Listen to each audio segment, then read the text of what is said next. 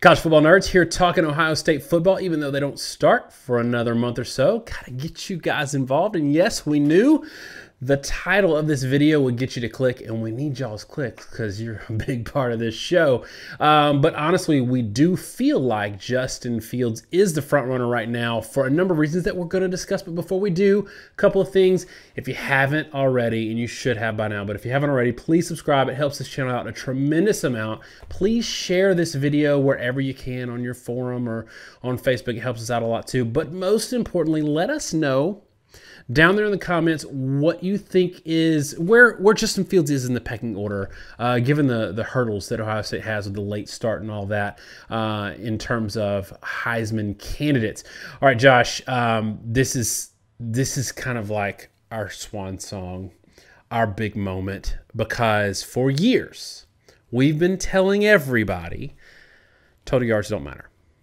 And for years we've been telling Big Ten fans how many conference games you play doesn't really matter. We can glean from what you do play how good you are relative to your competition.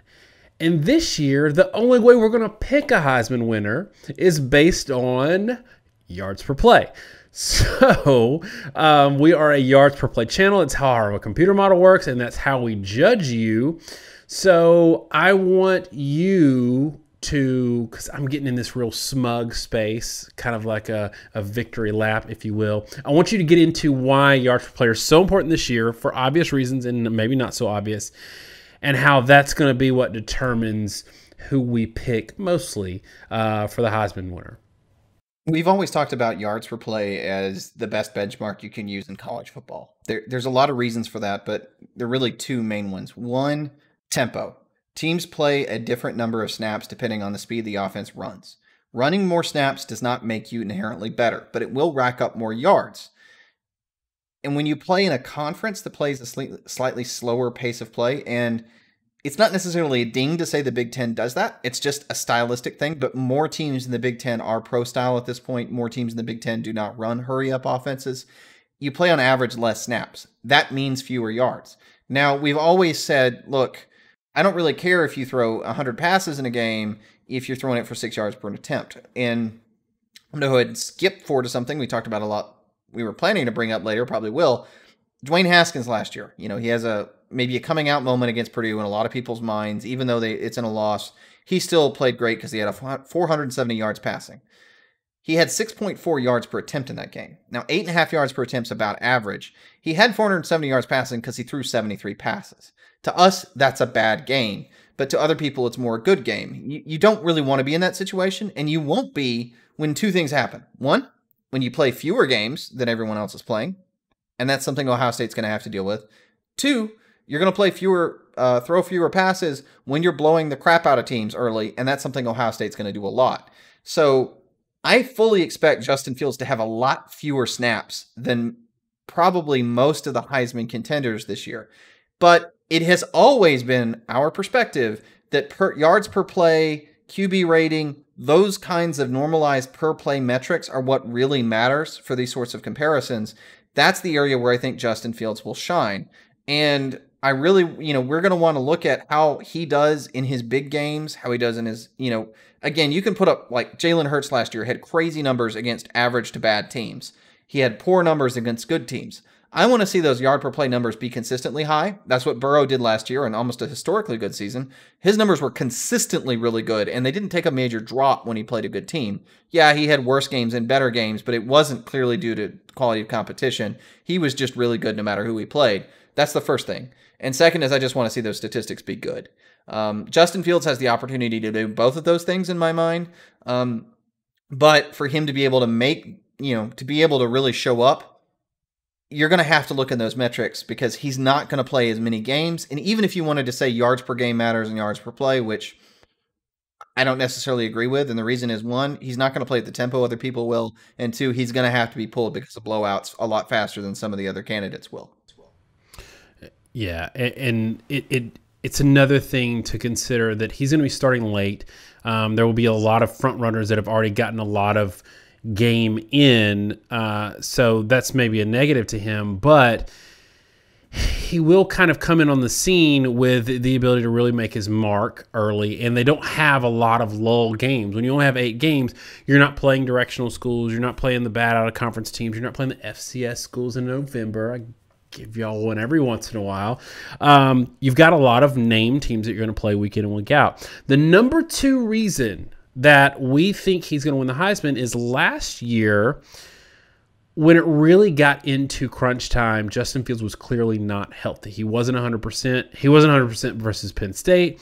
Second Wisconsin game, wasn't 100% versus Clemson. I know he said that he was fine against Clemson, but it was clear. There were a couple of plays in that game where him running the ball, if it was healthy week 3 last year, Justin Fields, he would have been gone. And he got run down by a kind of slow linebacker a couple of times. So I think that him being healthy not only is just a good thing overall in terms of him being able to play to top performance, but it helps that offense run a lot smoother. They can't put that extra safety in the box, which is what Wisconsin did in the second game. And yeah, he ended up putting up a decent total yardage number in that game. But for the first half, he really struggled until they kind of ironed out something that Wisconsin wasn't able to do in the first game. So that's something that I think is really big that maybe the national media forgot about when they got on the Burrow train late, is that we didn't even have a healthy Justin Fields to compare. So this year, I think starting out, it's going to be huge. Josh, one thing I want you to talk about is our number 3, and that's one, there's not a lot of good quarterbacks out there this year. It's not a deep class like it was last year, but 2, with all of the total yards business, it's going to be even harder for a running back to win the Heisman than it even already is. And I want you to talk about that a little bit. Right. So I think most of the time when running backs have won the Heisman, they've done it with really gaudy numbers in terms of number of yards and number of touchdowns. Running backs can get a lot of touches. Derrick Henry late in his season was getting like 25, 30 touches. McCaffrey got an absurd amount of touches because they played him running back, returner, receiver, and it was whatever, like 3,000, 5,000 yards. I don't even remember, but it was crazy high. That's been the path for a running back. You have to be the bell cow. You have to be Derrick Henry. You have to be Mark Ingram, where you're getting just carry after carry after carry after carry, or Reggie Bush, where you're playing 3 different ways. And I think it's less to do with visual impact and more to do with just the sheer gaudy stats you put up. Because with some exceptions, running backs are usually most of the time trying to make a routine play. No running back against good competition hits 80-yard plays over and over again. You definitely see that in the NFL. As competition level increases, running backs are doing really well to have 6 to 8 yards per carry. And it takes something special to be able to hit the 100-yard plays like McCaffrey or Henry can hit, but they still get to the podium because they have the crazy numbers that just come from volume. With fewer games, it's going to be harder for anybody to put up a number. Particularly running backs. And like out of the Big Ten, it's going to be hard for a running back to put up high numbers because their total yardage numbers just aren't going to be that high. I think for a quarterback, it's easier to just say you throw for so many yards per game, you threw for so many yards per play, and you have highlight after highlight after highlight, because every touchdown pass is a highlight, and so many opportunities to make a visual impact, so to speak, that I think it gives you an edge to win the Heisman. And given that Justin Fields is going to play some good competition, given the fact that he's going to have so many opportunities as a runner and a passer, and I think as Daniel was saying, teams are going to have to walk an extra safety in the box. Like, first Wisconsin game, they had basically played the whole game with an extra safety in the box. The second game, they didn't. Fields put up a good number in that second Wisconsin game, put up, 9.6 yards per attempt, but he was still limited, and he was having to throw against tight boxes. I think it's the only reason he puts up 7 yards per attempt against Clemson. What you're going to see from him is going to be highlights every which way, right? First Wisconsin game, maybe 2 yards per carry doesn't sound that impressive to you, but it means he's moving the ball. What we saw at the end of the season was 1 yard rushing against Wisconsin and 13 yards rushing against Clemson. I don't think you're going to get that. I think you're going to get a guy that's more like the 72 yards rushing against Nebraska or 60 yards rushing against Michigan State. Multiple touchdowns in those games, rushing compared with multiple touchdowns passing. You're going to get 5 highlight clips on SportsCenter every game. And really only a quarterback gets that opportunity, because running backs only get as many touchdowns as they get touches. So I think that's why quarterbacks have a serious edge this year. I actually don't think Desmond Howard is crazy that maybe you could end up somebody like a returner having more hype or a receiver having more hype. I think he has Jalen Waddle, who's going to have some really big highlight plays, but quarterbacks have the edge for the same reason and more. They touch the ball every single snap. It is just more opportunity for them to showcase in a year where total yardage numbers aren't going to be that comparable nor that high. One of the things that concerns me a little bit, and this isn't Ohio State's fault, we talked about how they're not going to have the directional schools, even the good G5s like Cincinnati last year, that still don't boost you that much. I have some concern that he's pulled Michigan and Penn State, and that's it. I mean, that's not Ohio State's fault, and correct me if I'm wrong in the comments, y'all, but I talked about this on Twitter. Look, if the Big Ten is protecting their bigs, I have no problem with that. I'm consistent in that. I don't have a problem that the SEC did it. I think it sucks for Arkansas and Missouri, but I don't have a problem that the SEC did it. I certainly don't have a problem if that's what the Big Ten is doing. Somebody said that they just dropped, they did the original schedules and dropped one of the crossers. If so, that's fine. But I'm saying even if they are protecting Ohio State, that's fine too. Let them play the best team in the other division in the conference championship game. I got no problem there. The problem is for a Heisman campaign and for a national championship run, you have little room for error. You can't have a bad day. And you have fewer of those Heisman-worthy games that are like a lot of drama and a lot on the line because you're backloading. Well, you're not backloading the way it's spread out this year, but you got a couple of teams that you're going to play where people really care, and the rest of the games they know you're going to blow everybody out. So that's tough. Do you see that as being a huge hindrance to him, or is it that Ohio State's going to be in the top 2, 3, number one team throughout the season, so the visibility is going to be there and it really won't matter? I do think it's a significant concern. I don't think it's a hindrance necessarily, but it will be if something goes wrong. To your point about dropping a crosser, I think they did just drop a crosser, but the issue is, which crosser got dropped. And, it seems like they dropped better teams for the worst teams. They did kind of protect the bigs based on who got dropped. Obviously, Nebraska opening with Ohio State is not necessarily what they wanted. Good luck to them on that. But with Penn State early, with Michigan late, those are really right now, those look like the two games that can sort of define your season outside the conference championship game. If Ohio State has a COVID outbreak at the beginning or the end of the year where they miss either one of those games, I'm not sure Justin Fields can win the Heisman. I don't think you're going to have one major game in the entire season. And as much as the season shrunk, like the SEC's playing 2 extra conference games, right? So you went from playing one conference game more than the SEC to 2 fewer. And that means they're all playing a lot of big games, and there's a ton of opportunities for them to shine. Ohio State really, ideally, you wanted to play, in my opinion, Wisconsin and Minnesota in the regular season. You wanted every opportunity you could to show something and to be able to afford a loss to one, even if that causes you to lose one of them. If you had played the other 3 and won them, I think you still end up in the playoff. But with only 2, both for the Heisman conversation and we're not really talking about it, but even the playoff conversation, you can't really, you're going to be in a bad spot if you only play one of those games. And even if you win it, even if you look impressive in it, it's going to be your only data point. So I think if you play them both and you win them both convincingly, great. But you've got to do both. There's no margin for error. You can't really have an ugly win over Penn State early. Maybe, and they disappoint, or an ugly win against an okay Michigan late in the season. You need both those teams to pan out, or somebody on your schedule to pan out, and you can't afford to miss them. So it's just razor thin margin for error is the way I'd put it. And he could be the best quarterback in the country, but if you miss one of those games and you only play one ranked game this year, it may not matter. You still may not win the Heisman. And Ohio State fans, we want to say we are nothing on this show if not consistent. And y'all have been killing us as SEC guys for years for the fact that SEC plays one fewer game than the Big Ten in conference. And we're here to say we don't think it matters.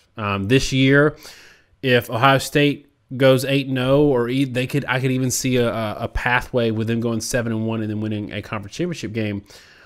I can still tell you whether or not Ohio State is an elite team in 8 games. So if you look at the comparison, I know this is kind of a tangent, but if you look at the comparison, if ACC plays 8 and an FCS, I can tell in those 8 games, even though they also usually play a big time out of conference opponent, I can tell in those 8 games whether or not they're good. Especially can tell if they play a conference championship game. If Ohio State absolutely drags everybody, I don't need another game against Rutgers or even Wisconsin or Minnesota for me to know that Ohio State's elite and they should be in the playoffs. So I know y'all want to hate on us for being Southern guys sometimes, but we are consistent on this. You don't have to have 10 games this year for us to think you are elite. All right, Josh, so rapid fire, just a couple of quick questions, or really just you can answer both of them. One, do you think Justin Fields is going to win? Like if you're making a prediction right now, is Justin Fields going to win the Heisman this year? And 2, if he doesn't, if he's assuming he's your front runner, if he doesn't win the Heisman this year, do you think it's going to be because somebody else really stepped up, or is it going to be only because he, rolled out 178 yards on 30 attempts versus Penn State? If I were to put money on somebody to win the Heisman, I'd put money on Justin Fields. I think he's the most likely guy to win the Heisman. I don't think he probably will win the Heisman because in recent years, the Heisman winner more often than not has been the field. It has been somebody that you would not anticipate. So I think in a year where weirdness abounds, if you had me put money on Fields winning or not winning, I'd put it on not winning just because the odds are significant that either one, something happens where, and I realize Ohio State may not be the one to blame, and maybe the Michigan does something stupid and miraculously manages to have too many people sick to play at the end of the season, and sorry, we've been, we're 7-0 and we just can't play that last game. Or, whatever. But there's so many things that can go wrong where Fields doesn't get the opportunity to win. And 2, also in a weird year, most of the time your Heisman winners kind of come out of nowhere. The Kyler Murray situation. Nobody really thought he was going to be what he was. Maybe Spencer Rattler is that guy this year. And those are the guys we know. And there's still a lot of teams that haven't played yet. So the biggest drawback against Fields is that it usually has been somebody we don't anticipate. Most of your Heisman winners in the past 10 years have been guys really in their first start. Jameis Winston came out of nowhere. Johnny Manziel did. Murray did. That's the thing that concerns me more than anything. It's the unknown, both in terms of season and in terms of other players. But in terms of everybody I know, I like him to put up a better number than Lawrence, who's not a statistically great player. I don't think Mac Jones is on his level, frankly. I think he's a good quarterback. We both agree on that. We disagree on maybe how far you can go with him. But I think Fields is the most dynamic player. I just don't like the number of unknowns if you want me to pick him a greater than 50% chance of actually winning it. I know that was rapid fire, and I was not rapid fire at all. So I'll let you. No, it's really just me providing you with 2 questions in rapid succession. You can ramble all you want. I think it was the Heisman, barring injury, and I'll tell you why. I think in most years, the guy coming out of nowhere had a full spring training, had a full fall camp. This year we don't have that. This year, I think even good offenses or good teams are going to look like crap. I don't think we're going to have a Heisman candidate coming out of Georgia or LSU. Pac-12 may not even play. It's going to come down to maybe, do we have Oklahoma fatigue at this point? And given how bad the Big 12 is, it may not matter. And 2, can Justin Fields stay healthy? Because he's... Yeah, and I was going to say, something else to note is Sam Ehlinger may get some hype from a lot of people from Texas, but we've both been very loud on the fact that his numbers have never, ever been at a Heisman level. He does not have, even like Tim Tebow numbers were good in the day, but they don't really translate. People have better numbers now, but Ehlinger's never had anything remotely like any of the quarterbacks to win the Heisman the past few years. Yeah, I mean, Texas fans give us this hell all the time, and they're like, Tebow won it with these numbers, and his numbers were good. Yeah, but Tebow would not win the Heisman today. And Tebow's numbers compared to Justin Fields, on average, were not nearly as good. The thing with Sam Ehlinger is he's an 8-yard per attempt guy, 8.5 yard per attempt guy in the Big 12. full stop, the end. He's had 3 years to do it, and that's been who he is for 3 years. I don't care that he roasted UTEP in 2 quarters last week. You're 8.5 yards per carry in the Big 12. You're Jalen Hurts. The end. You're not winning Heisman. So I think this year, though, Rattler is going to put up numbers, and maybe as bad as the Big 12 is, Ellinger will put up numbers, but it's going to be looked at with a little bit of, I'm not so sure because of how bad the Big 12 has been already. If Justin Fields is putting up Big 12 quarterback numbers against Big 10 competition, even if he doesn't play a ton of bigs, he's going to win it. He's going to walk away with it, and I don't think it's going to be close. All right, y'all, that's it for us. This was supposed to be a quick one. It wasn't that quick, but it was 20 minutes. That's not too bad. So let us know in the comments if you think Justin Fields is the guy or if the field is the guy, and we will take it offline with y'all. Thanks so much, y'all. Have a great week. God bless.